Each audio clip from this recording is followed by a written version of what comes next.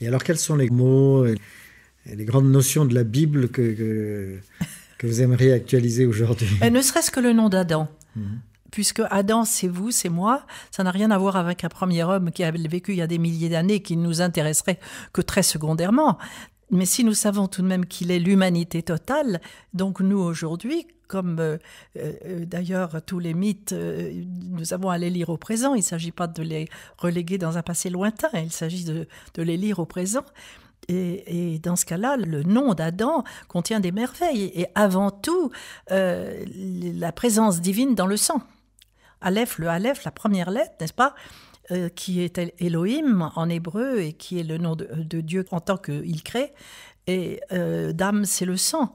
Donc, j'avais montré déjà dans le symbolisme du corps que cette présence divine dans le sang, c'est quelque chose de fabuleux, puisque c'est cette présence, cette respiration divine dans le sang qui fait battre le cœur. Ce n'est pas le cœur qui pulse le sang, c'est le sang qui fait battre le cœur, et qui fait battre le cœur du monde, parce que dans le moindre brin d'herbe, c'est cette présence divine qui fait battre le cœur du brin d'herbe aussi. Et la vie, elle est vivante, et c'est cela qui est absolument admirable. Et dans le nom d'Adam, on peut y déceler aussi une vocation de maternité.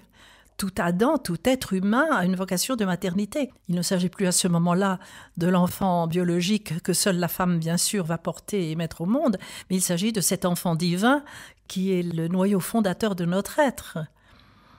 La semence divine qui nous habite tous et que nous avons vraiment à porter en germe et à devenir.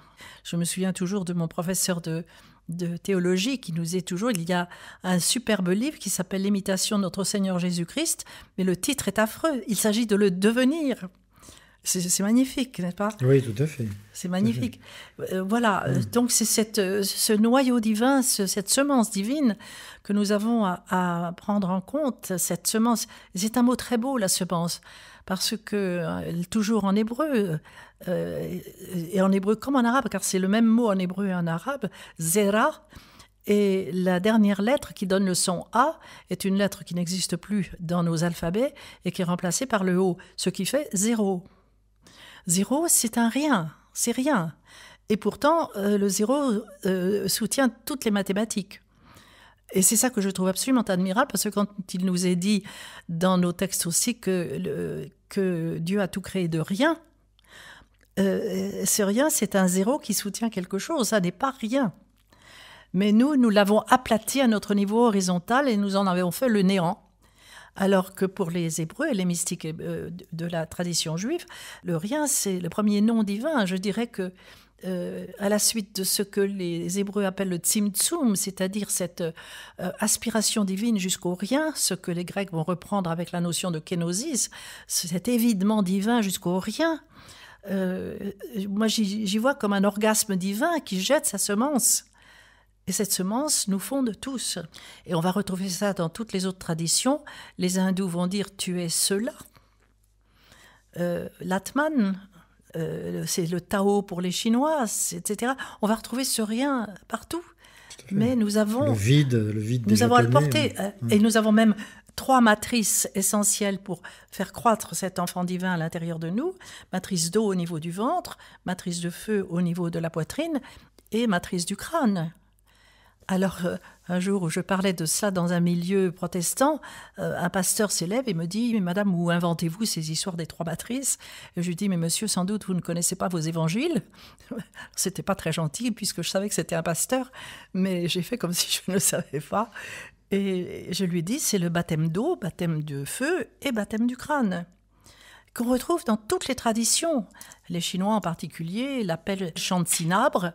Et le cinabre, c'est la matière dans laquelle l'homme va vivre ses différentes matrices jusqu'à recouvrer l'éternité. C'est admirable dans la tradition chinoise. Et c'est aussi décrit dans les mêmes endroits du corps d'une façon absolument magnifique. C'est cela qu'il faudrait redonner aux jeunes. C'est véritablement, pour revenir à votre première question, c'est véritablement leur montrer qu'il y a une dynamique extraordinaire qui est la vie. Et on retrouve là ce que disent les physiciens de la physique quantique. La vie, elle est dans l'intégration d'un potentiel d'énergie.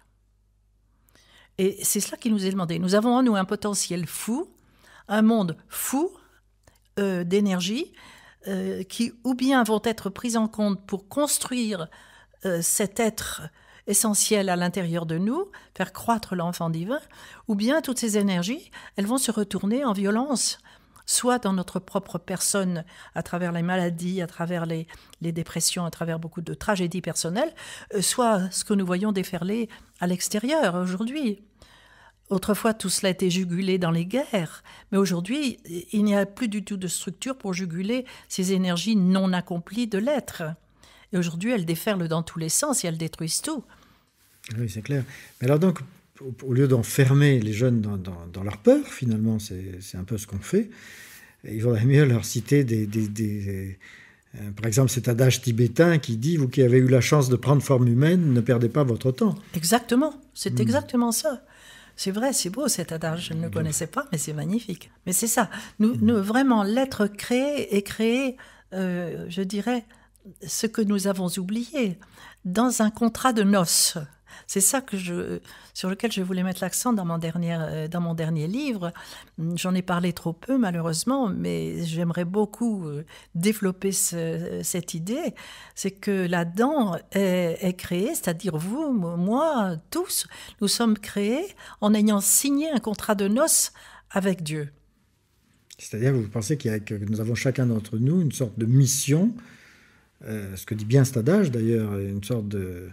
On entre dans ce vêtement de chair avec quelque chose à accomplir et une évolution à accomplir. Nous avons une finalité, nous avons une vocation absolument irrépressible. Et c'est justement lorsque nous ne la connaissons pas et que nous ne la remplissons pas, cette vocation, c'est justement là que s'inscrit la maladie, les accidents et tous les drames, non seulement personnels, mais du monde. Parce que nous ignorons tout ça, nous arrivons dans un monde d'oubli. Et c'est ça qui est tragique aujourd'hui. Vous dites que le bien et le mal est un concept dépassé, mais enfin bon, quand même, on voit bien que... Vous niez l'existence du mal Je ne nie pas l'existence du mal, je dis que les notions de bien et de mal sont dépassées après avoir été intégrées, mais qu'elles demandent à être dépassées. Hein. Et le mal en soi n'a pas d'ontologie. Le bien et le mal n'ont pas d'ontologie. Il n'y a pas de création du bien et du mal. Vous voulez dire que ce sont des concepts comme des... Ce sont des valeurs mises en place pour mettre de l'ordre dans notre situation d'oubli, d'exil, car nous sommes en exil de nous-mêmes. Alors ce sont des valeurs qui sont mises en place, parce qu'en effet, là, bon, ça nous conduit à la mort. Ici, ça peut nous conduire en effet à la vie. Enfin, ce sont des concepts qui sont très relatifs. Ils sont relatifs suivant les temps, suivant les lieux, n'est-ce pas ? Ce sont des concepts qui ne sont pas des concepts qu'on peut ériger en absolu. Et le drame, c'est qu'on les a érigés en absolu. Vous seriez d'accord avec cette phrase d'un maître zen, Taizen Deshimaru, qui, quand on lui parlait de ça, disait « Mais de toute façon, le bien et le mal sont les deux faces de la même réalité, de la même médaille », disait-il. Tout dépend comment on comprend. Comme le yin-yang, comme la bipolarité, oui. Comme le... Oui, c'est une double polarité qui est uniquement liée à ce paradigme qui nous est commun à tous aujourd'hui, ce que j'appelle le paradigme de l'exil. N'est-ce pas ? J'ai horreur d'employer ce mot de chute et de tout ça, ce qui n'existe pas dans le texte sacré. Mais de situation d'exil. Ça, c'est le paradigme qui est commun en effet à tous. Et oui, ce sont les deux faces, quelque part, d'une même réalité. Je veux bien comprendre ce qu'a dit Deshimaru, en effet. C'est ça. Alors que nous sommes là maintenant devant des instances de vie ou de mort. Vous l'avez dit vous-même en me posant les premières questions, en me disant, mais les jeunes sentent bien que tout ce qu'on leur propose les conduit à la mort. Pas ? Alors, il s'agit de savoir maintenant où est la vie. Où est la vie ? Et la vie, elle est justement dans ce dépassement de ce paradigme immédiat, dans cette réarticulation au noyau divin de l'être qui conduira l'enfant, le jeune et l'adulte vers lui-même, vers la totalité de lui-même. Vous voyez, il y a un mot extrêmement intéressant aussi en hébreu, encore un mot d'hébreu, n'est-ce pas ? Vous savez très bien que le premier mot de la Bible, pour toute la tradition hébraïque, contient la totalité de la tradition, Bereshit, le fameux Bereshit, qu'on traduit très mal par un commencement. Ça n'a rien à voir avec un commencement. C'est un principe qui vous habite et qui m'habite, et qu'on va retrouver dans l'image divine fondatrice. C'est ce principe-là. Et ce principe est aussi très exprimé dans une contraction du mot Bereshit, qui est le mot Bassar. Bassar, c'est la chair qui est scellée par Dieu dans l'autre côté d'Adam, qui n'a jamais été une côte, comme vous le savez, et qui est l'autre côté de tout être humain. La chair est scellée là. C'est un mot qui a été confondu avec le corps. Je passe pour l'instant, ça n'a rien à voir avec le corps. C'est le noyau divin fondateur. Et le mot bassar, si je le prononce basser, c'est le verbe informer. C'est-à-dire que ce noyau fondateur contient toute l'information du devenir, comme le gland contient l'information du chêne.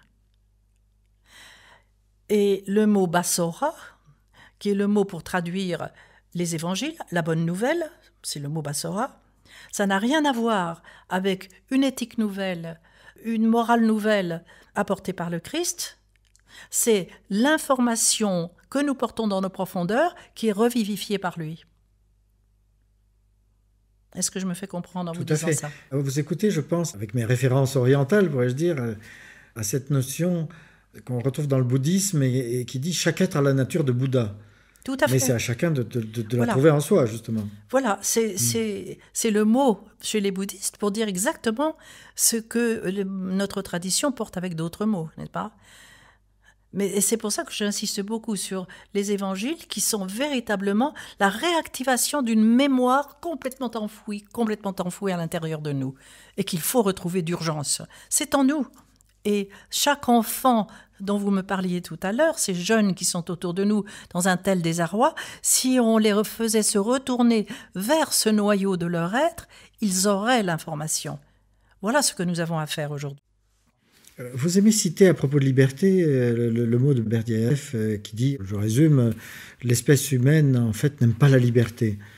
C'est un peu contradictoire avec ce que vous dites là. C'est une sorte de oui, c'est vrai. De frilosité qu'a l'être humain d'être vraiment libre. Parce que dans notre situation d'oubli, nous pensons que la liberté, c'est de pouvoir faire ce que l'on veut. Elle est réduite à une liberté de choix. Et la liberté n'est pas là. Oui, ce qu'on veut ou ce qu'on... Voilà. Avoir la liberté de consommer, la liberté de s'amuser. Alors, c'est la liberté qui est liée beaucoup à l'avoir, justement. Mais la liberté, elle est dans la connaissance. C'est-à-dire, si je ne sais pas quel est le choix juste qui va me construire, je suis prisonnière de mon ignorance. Donc, vraiment, la liberté est intimement liée à la connaissance. Et c'est lorsqu'on entre dans cette dynamique du chemin que l'on a à faire que la connaissance nous est donnée. C'est ainsi qu'on fait croître l'arbre de la connaissance. Encore une fois, qui n'a rien à voir avec celui du bien et du mal. Le bien et le mal, c'est la réduction à notre monde de choix, justement. Ça, c'est bien, ça, c'est mal, tu as le droit, tu n'as pas le droit. C'est dépasser tout ça. On le sent bien, d'ailleurs, qu'il faut passer à un autre paradigme. Et l'arbre de la connaissance étant celui de ce qui est accompli et pas encore accompli, pôle lumière, pôle ténèbres, et nous dirions aujourd'hui, en termes plus modernes, pôle conscient et pôle encore inconscient. Donc il s'agit d'aller enlever les voiles, justement, de cet inconscient, pour faire du conscient, faire de la lumière. Et là, c'est là où on découvre ces autres niveaux du réel, et où on découvre de plus en plus ce qu'est la véritable liberté. Parce que la liberté, au niveau à laquelle nous la comprenons ici, dans notre situation d'oubli tellement douloureuse, tellement tragique, je dirais même, la liberté, elle est très peu supportée par nos semblables. Nicolas Berdyaev dit que l'homme a horreur de la liberté. Il va jusque-là, n'est-ce pas ? Oui. L'homme a horreur de la liberté, parce qu'il veut son chèque à la fin du mois, il veut être assuré qu'il y aura telle chose ici, assuré là. Il prend des assurances partout. Or, la vie... cette acquisition des autres niveaux du réel demande une aventure fantastique, une audace fantastique. Et ça, on coupe les ailes de nos enfants. On leur coupe les ailes, complètement. On leur coupe les jambes, même, je dirais, avant les ailes encore. N'est-ce pas ? Parce qu'ils ne savent pas ce que c'est que cette dimension d'audace, ou parce que comme ils n'ont aucun sens justement de ces mondes invisibles qui sont en eux et à l'extérieur d'eux, ils ne savent pas à quel point dans cette audace ils sont portés par des forces qu'ils ignorent. Ils ne savent pas ça, vous comprenez ? Personne ne leur a appris. Personne ne leur a appris, et même les adultes aujourd'hui, ceux qui sont soi-disant adultes, pour la plupart ne le savent pas. Ils sont les premiers à vouloir être assurés ici, assurés là, assurés partout. Ils n'ont aucune idée de ce que c'est que cette audace.